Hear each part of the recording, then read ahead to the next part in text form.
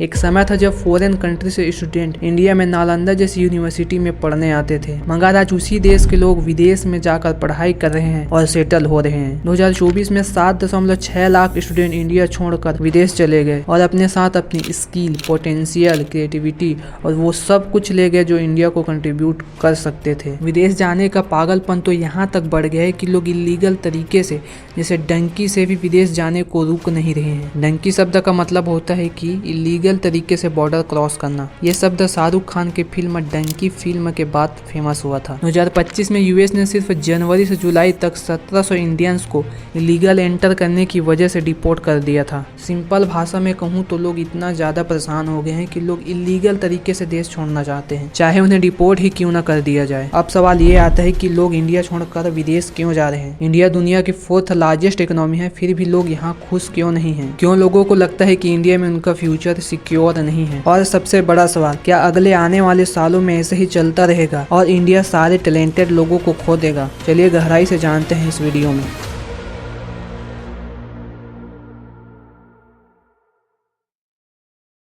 अब जरा इंडिया में रहने वाले लोगों के क्वालिटी ऑफ लाइफ के बारे में जानते हैं। सबसे पहले हवा के बारे में। दिल्ली में पोल्यूशन इतना ज़्यादा बढ़ गया है कि वहाँ के लोग शादियों में फूलों की जगह एयर प्यूरीफायर लगा रहे हैं, जैसे इस वीडियो में आप देख ही सकते हैं। नॉर्मल AQI की रेंज 0 से लेकर 50 तक होती है, पर दिल्ली में कई जगहों पर ये 900 से ऊपर तक चली गई है। शॉकिंग बात तो यह है कि वर्ल्ड की 20 मोस्ट पॉल्यूटेड सिटीज में से 13 सिटीज इंडिया के हैं। अब जिस देश में लोगों को बेसिक चीजें जैसे हवा ही साफ नहीं मिल रही है, तो वो वहाँ रहना क्यों चाहेंगे? हवा के साथ साथ इंडिया का इंफ्रास्ट्रक्चर भी ऐसा ही है।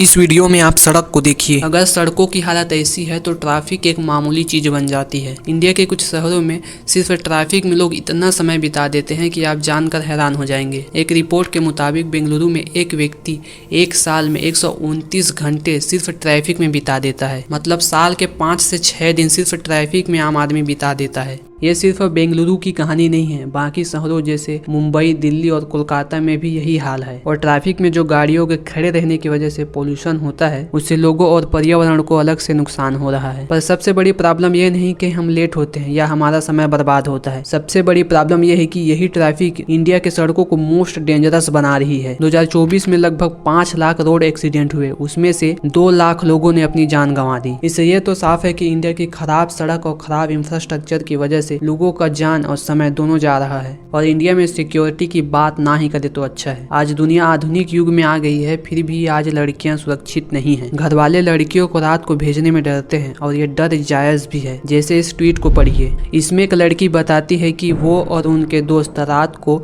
मूवी देखकर वापस आते हैं तो एक लड़कों का ग्रुप उनके सामने आता है और वो लड़कों का ग्रुप उनके आसपास घूमने लगता है। अब सोचिए आप इस सिचुएशन में होते तो आपकी हालत क्या होती। और सबसे शॉकिंग बात क्या है पता है आपको? उन लड़कियों ने वुमेन हेल्पलाइन पर फोन भी लगाया, मगर किसी ने उस फोन को उठाया ही नहीं। क्या फायदा इन सुविधाओं का जब ये समय पर काम ही नहीं आते? अगर वुमेन हेल्पलाइन वाले खतरे के समय काम नहीं आएंगे तो कब आएंगे?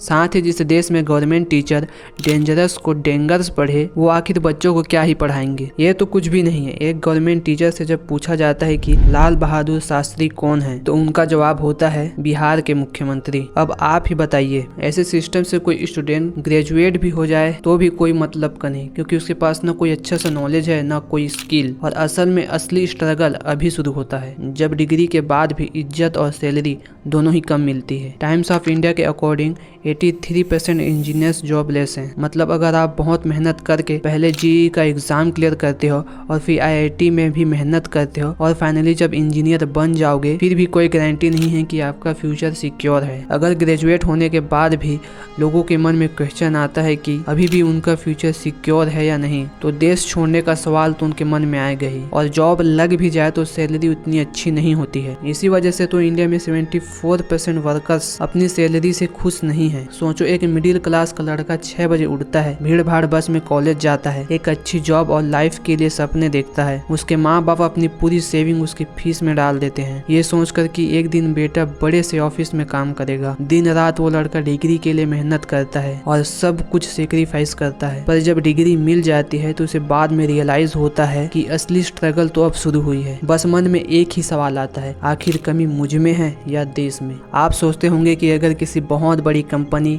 या ऑर्गेनाइजेशन में आपकी जॉब लग गई तो उसका सिस्टम बहुत अच्छा होता होगा, आपको वहाँ सैलरी की कोई दिक्कत नहीं होगी। पर ऐसा बिल्कुल नहीं है। रिपोर्ट के मुताबिक इसरो के 3000 इंजीनियर्स को 20 महीने तक की सैलरी नहीं मिली। इसी वजह से उन इंजीनियर्स की फाइनेंशियल कंडीशन इतनी खराब हो गई कि उन्हें रिक्शा चलाकर अपना घर चलाना पड़ रहा है। सोचिए, उन इंजीनियर्स ने अपनी सारी मेहनत इसरो में जॉब पाने के लिए लगा दी होगी, मगर जब जॉब मिली तो सैलरी ना मिलने की वजह से रिक्शा चलाकर खर्चा पूरा करना पड़ रहा है। आखिर जरूरत ही क्या थी उस डिग्री और मेहनत की, जब एंड में रिक्शा ही चलाना था। नेताओं के पास फालतू योजनाओं को चलाने के लिए पैसे हैं, पर देश के इंजीनियर्स को सैलरी देने के लिए पैसे नहीं है। इन सब रीजन की वजह से आज मिडिल क्लास से लेकर बड़े सेलिब्रिटी क्रिकेटर्स देश छोड़कर जा रहे हैं। अगर प्रियंका चोपड़ा, दिलजीत दोसांझ और विराट कोहली जैसे लोग इंडिया में रहते तो वो अपने पैसे से खूब एंजॉय कर सकते थे, मगर ऐसे देश में रहने का फायदा ही क्या जहां हवा, सिक्योरिटी, क्लीननेस, एजुकेशन सब कुछ ठीक ही ना हो। पर एक सवाल यहाँ भी उठता है, क्या सारी प्रॉब्लम सिर्फ गवर्नमेंट, सिस्टम और इंफ्रास्ट्रक्चर की है, या फिर हम इंडियंस का भी कोई रोल है इस हालात के पीछे? क्योंकि जब तक हमारी सोच और सिविल सेंस नहीं बदलेगी तब तक दुनिया का बेस्ट इंफ्रास्ट्रक्चर भी बेकार है। जैसे कि इस वीडियो में देखिए, कुछ बच्चे रिक्शा के पीछे ही लटक गए पैसे मांगने के लिए। उनके खुद के जान को तो खतरा है ही, साथ में दूसरों की जान को भी खतरे में डाल दिया। सोचो, ऐसे वीडियो से फॉरेन में इंडिया की क्या इमेज बन रही होगी। और तो और इंडियंस पब्लिक जगहों पर भी कचड़े फैलाने से नहीं हटते। अच्छे खासे डस्टबिन होने के बावजूद भी इन लोगों को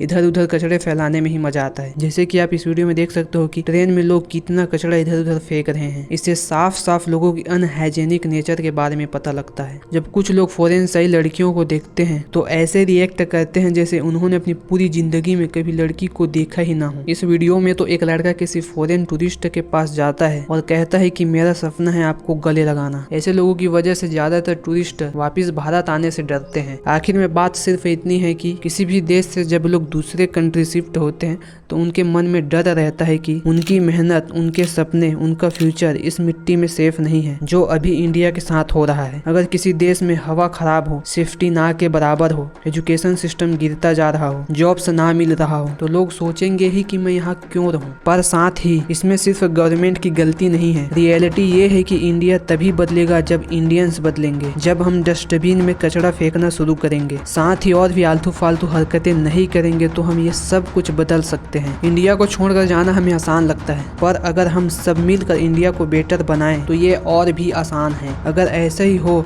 तो हो सकता है शायद एक दिन वो भारत आए जहां देश छोड़कर जाने के बजाय देश आने के सपने देखे। जय हिंद।